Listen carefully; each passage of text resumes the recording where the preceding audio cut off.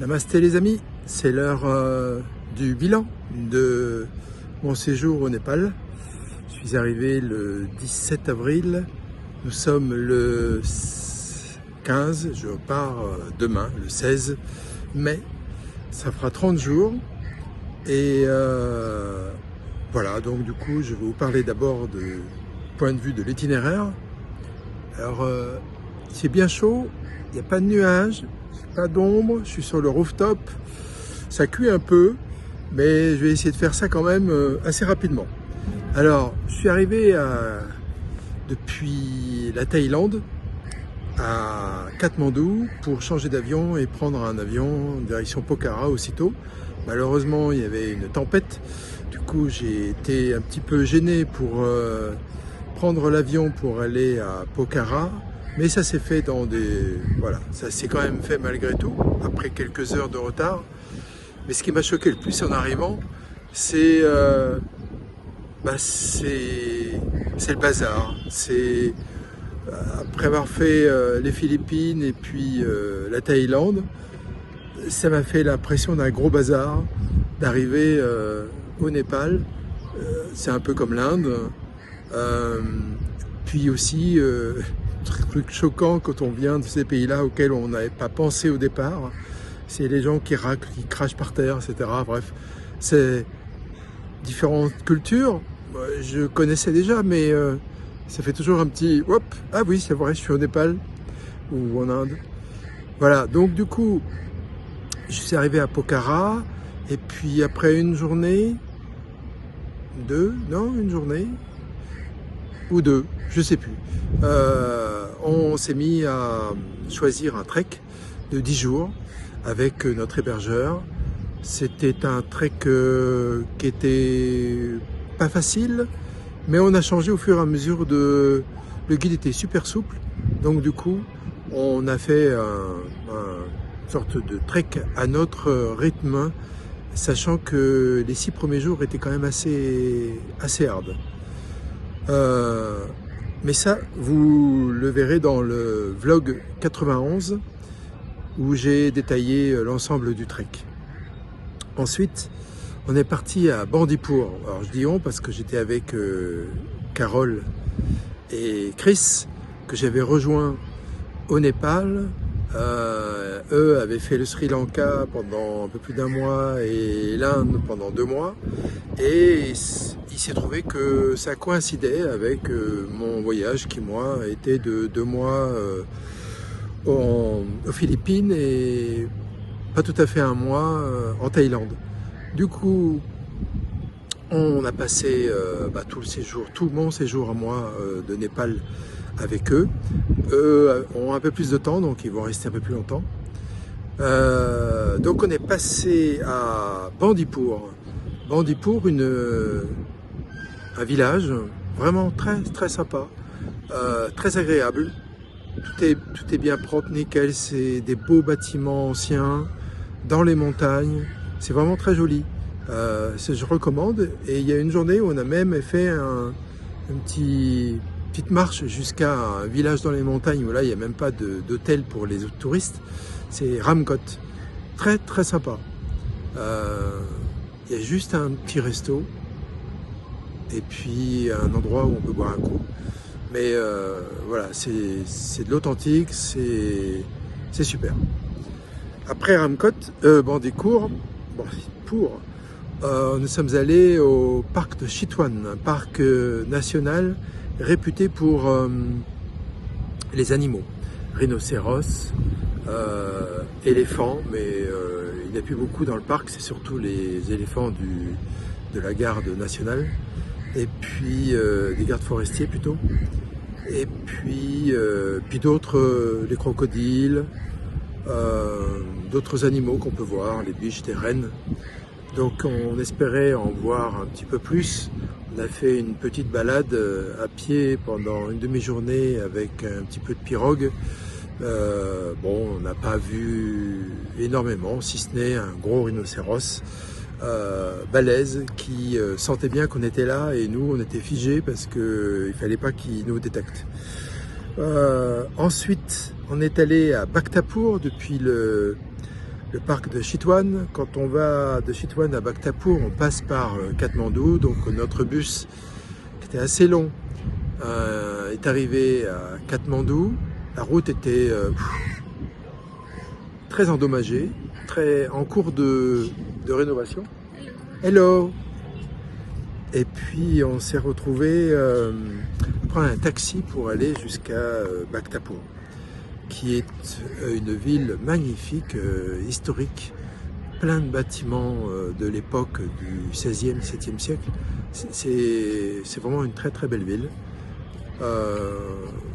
Il y a de quoi faire, on paye 1800 roupies pour le nombre de jours qu'on veut et on visite toute la vieille ville qui était quand même assez grande.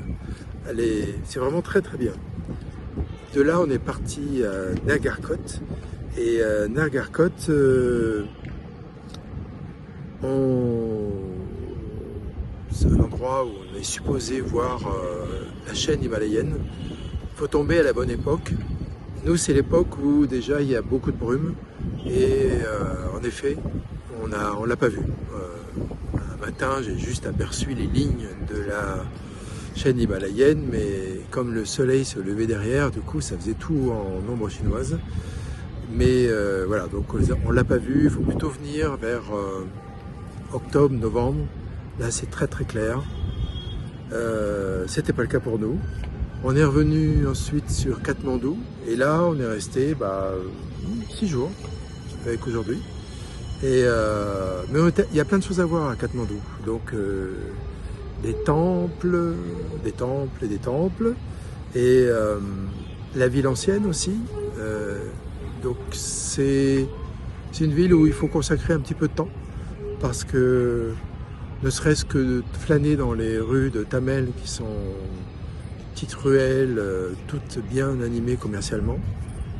Et puis ensuite,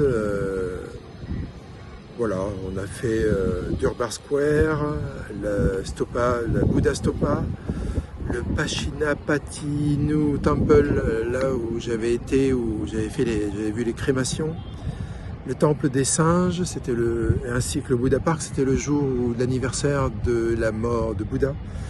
Et puis Patan, c'était hier, qui est une autre ville pas très loin d'ici, très historique aussi, avec de beaux temples, et un beau château. Enfin, c'est pas un château, c'est un palace. Donc voilà pour l'itinéraire. On a pris notre temps, donc il y a encore plein de choses à voir, je suppose. Il y a aussi d'autres treks à faire, mais il faut plus de temps. Voilà, maintenant on va passer à la partie budget. Alors, je regarde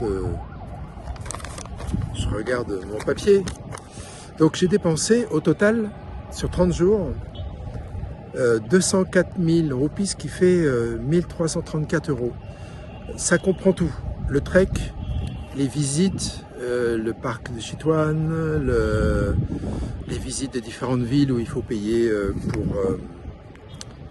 pour accéder au temple, etc. Et ça comprend aussi le vol qui m'a permis d'aller de Katmandou à Pokhara et le vol qui me permet de revenir sur Paris. Donc le vol sur Paris, il est quand même assez cher, il est de 580 €. C'est un aller simple, donc c'est toujours un petit peu plus cher qu'un aller-retour, que la moitié d'un aller-retour.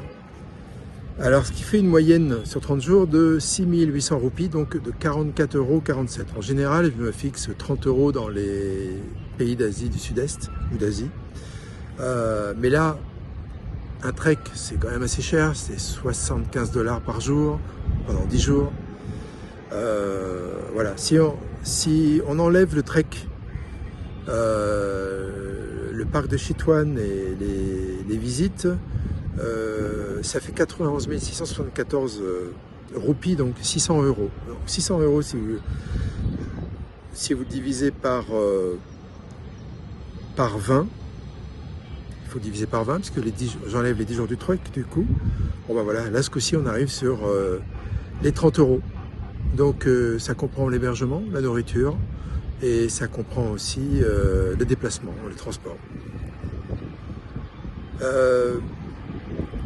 si la répartition sur le total dépensé, là quand je dis total c'est tout compris, vol, trek et tout, parce que c'est mon cas, 39% étaient destinés aux activités, donc le trek, les différentes visites, ça fait 735 €. Pour les vols, donc les 2 vols en fait, ça représente 35% du budget total, ça fait 666 €. Et puis ensuite on arrive dans l'hébergement, 9%. L'hébergement est pas cher ici, ça fait 179 € pour les 30 jours, enfin on va dire pour les 20 jours parce que j'enlève les 10 jours de trek, et du coup ça fait 9 € de moyenne par jour. La nourriture, pareil, j'enlève toujours les 10 jours de trek, ça représente 6%, donc ça fait 5,7 € par jour. Et pour les boissons, j'ai toujours distingué les deux, 3,6 € par jour en moyenne.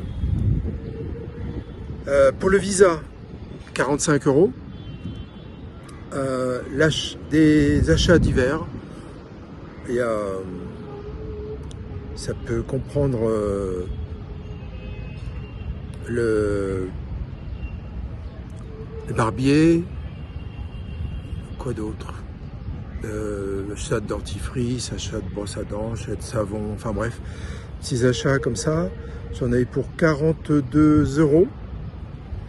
Les transports, c'est seulement 1,7% du budget total, ça fait 33 €.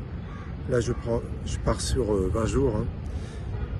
Ce qui fait une moyenne de 1,65 € par jour. Bon, on n'a pas toujours voyagé non plus, hein. Quand on s'installe, par exemple, quoique ici à Katmandou, on a pris 2 fois le taxi, mais on se balade beaucoup à pied. Et puis voilà, donc du coup, le Wi-Fi que j'ai acheté quand j'étais dans les montagnes, j'avais acheté un accès Wi-Fi pendant 2 fois, donc ça ne m'a pas coûté très cher.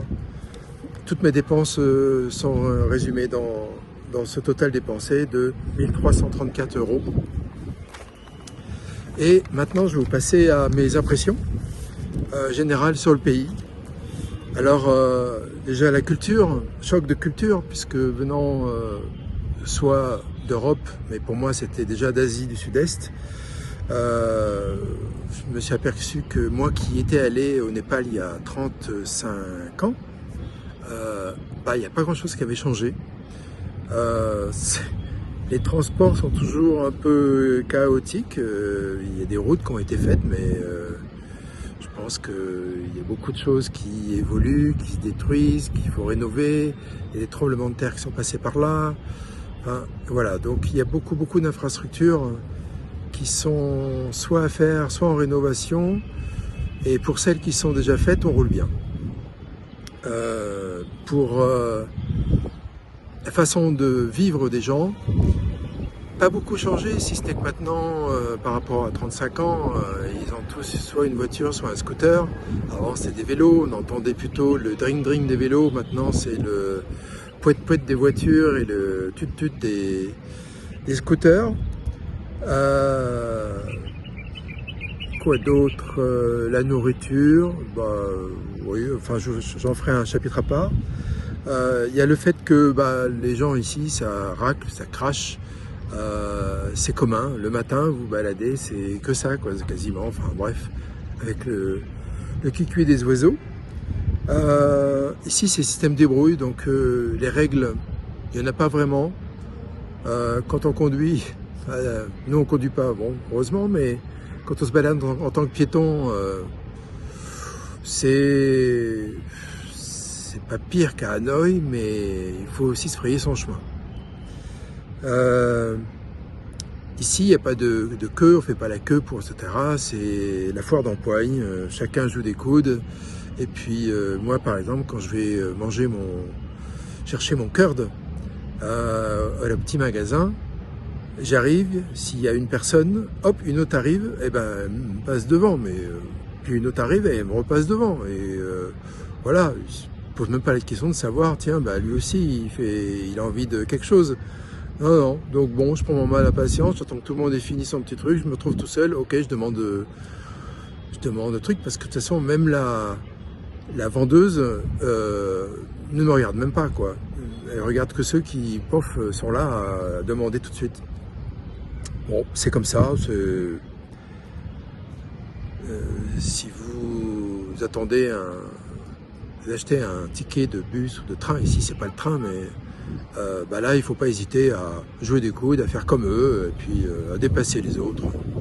C'est comme ça. Personne ne vous en voudra.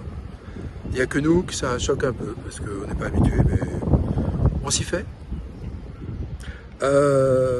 Qui est-ce qu'il y a d'autres? Téléphone portable? Bah oui, tout le monde a un téléphone portable, mais ça c'est partout maintenant dans le monde.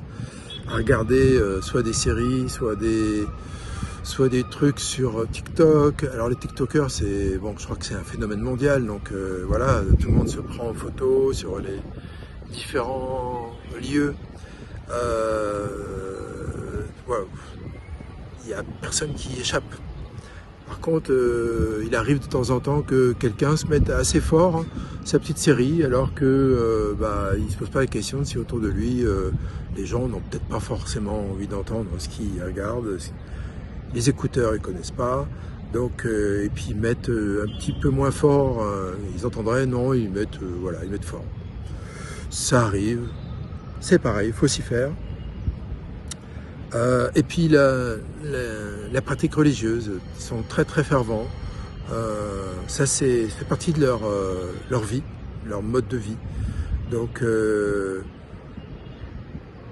c'est intéressant à regarder pour nous, étrangers. Beaucoup de pratiques qui pourraient nous sembler curieuses, mais voilà, faut rester ouvert et tout se passe bien. En plus, ils sont pas du tout animés d'extrémisme ou quoi que ce soit. C'est très bien, très cool. D'ailleurs, dans la vie même, c'est assez cool. D'accord, ils vont vous passer devant,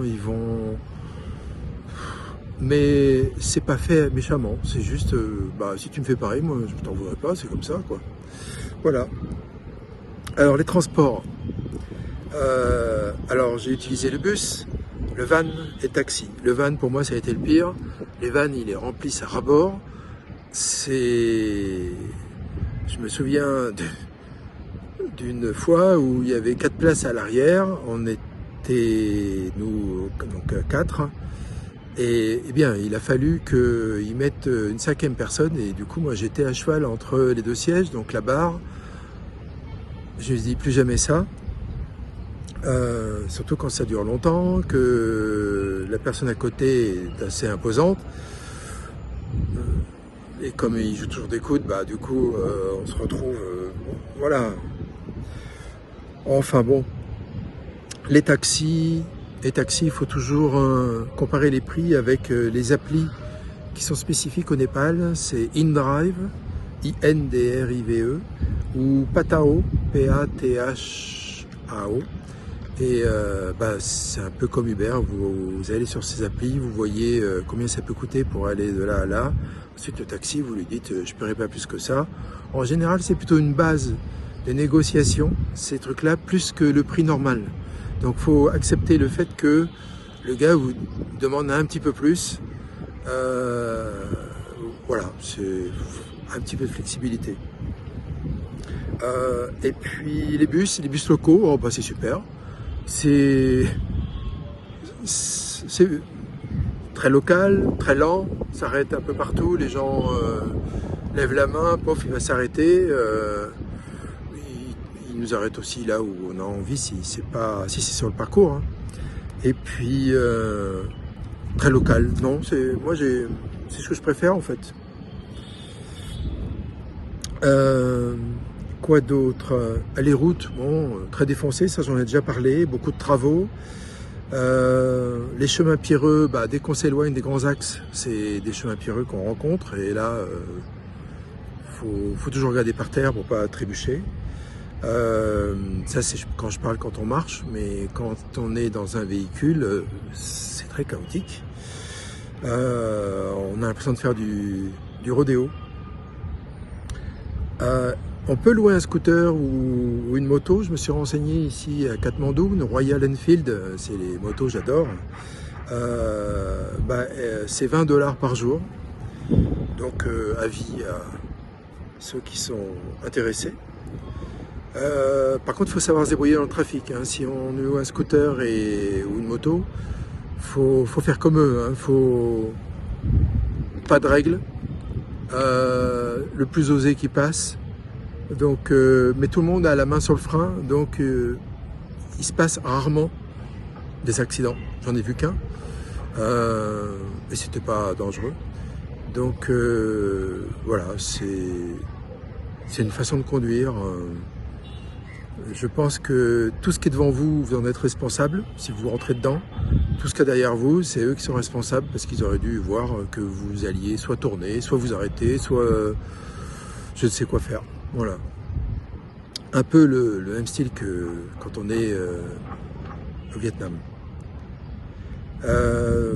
Qu'est-ce qu'il y a d'autre? Voilà. La nourriture. Alors la nourriture, bon, elle est correcte, mais pas très variée. On a vite fait le tour et on utilise à peu près les mêmes mets tout au long, surtout si on reste un mois.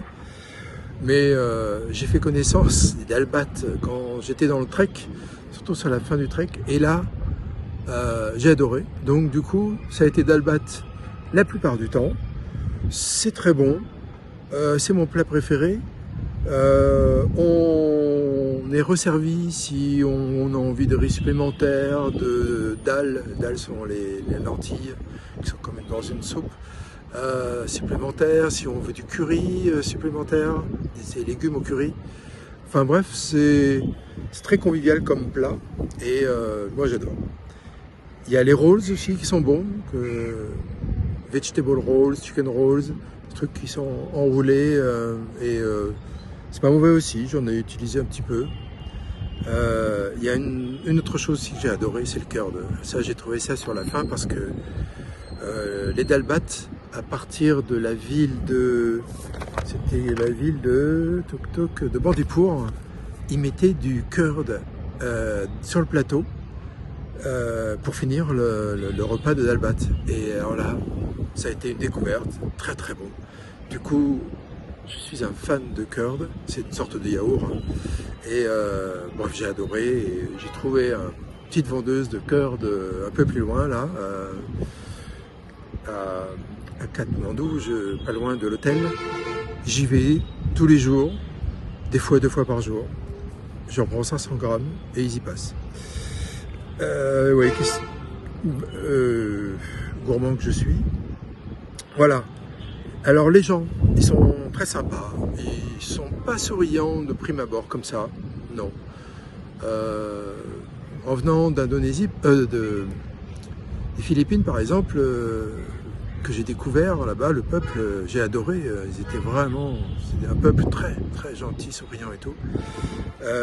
Ici, de prime abord, c'est pas ça, mais ils aident volontiers. Ils sont, voilà, on a besoin de quelque chose. Ils sont très gentils. Ils sont très curieux aussi quand on parle avec eux de d'où on vient. Alors toujours les mêmes questions. Combien de temps on est au Népal? Est-ce qu'on aime le Népal? Des fois ils demandent quel âge on a. Voilà, donc des petites questions de curiosité banale. Et ils sont très honnêtes aussi. Si vous donnez trop, ils vont vous rendre la monnaie en disant non, c'est pas autant. Donc c'est bien, les gens sont sympas. La communication, alors je parle là de Wi-Fi. Le Wi-Fi est en général correct. Moi j'ai pris une SIM card à Pokhara quand je suis arrivé. Bon, j'avais le droit qu'à 1,5 Go par jour. Et quand on fait ce que je fais, donc des vidéos, et qu'on les monte sur YouTube, ça suffit pas. Heureusement, il y avait le Wi-Fi. Par contre, selon les endroits, ça mettait du temps à monter. Ça mettait 3, 4, 5 heures. mais ça le faisait. Donc le Wi-Fi est pas dément. J'ai eu un endroit où il est parti en 20 minutes. Wow. Mais la plupart du temps, c'est pas ça. Quoi d'autre? Oui, même dans le trek, j'ai réussi à le faire, puisque à quelques rares exceptions faites, mais la SIM card que j'avais était supposée être bonne en haute montagne. Et c'est vrai, ça s'est avéré assez vrai.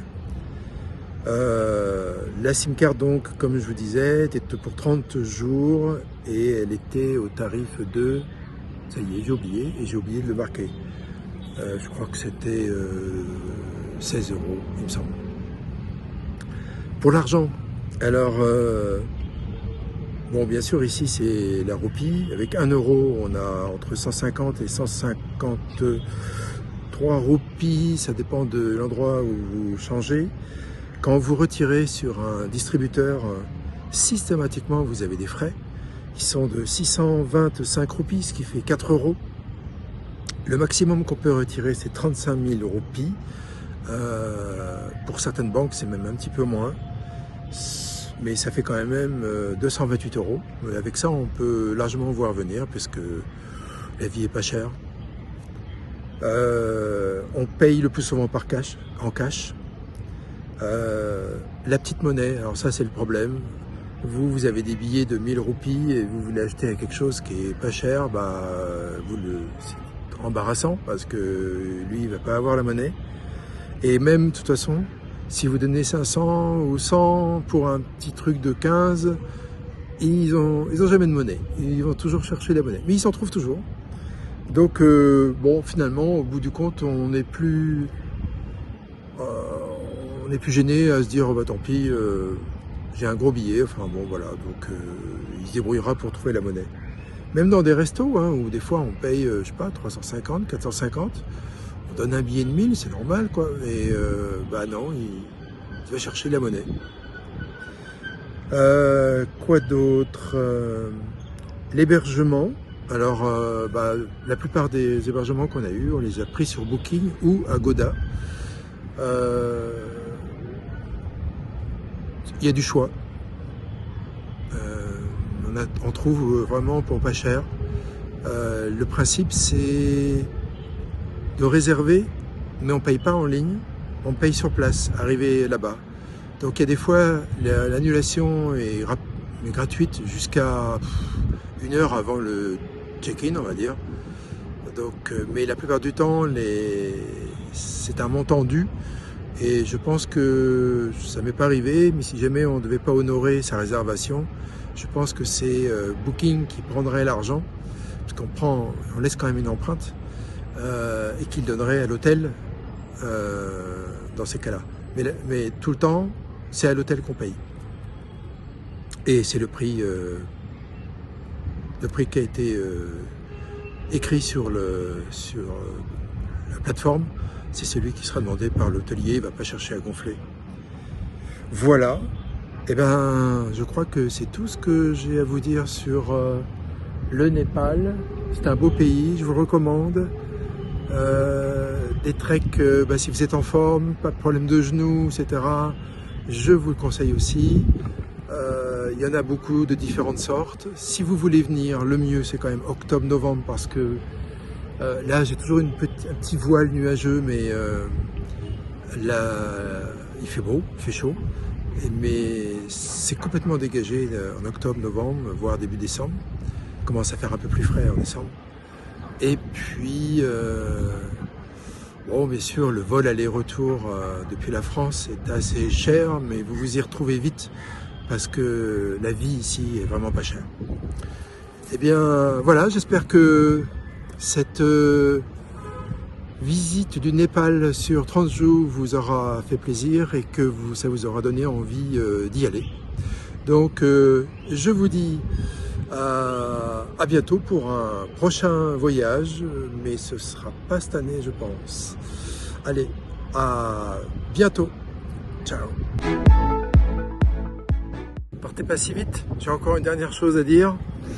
Je voudrais remercier Carole et Chris J'ai passé un mois super avec eux, je suis un voyageur solitaire en général, et là vraiment ça a été très sympa.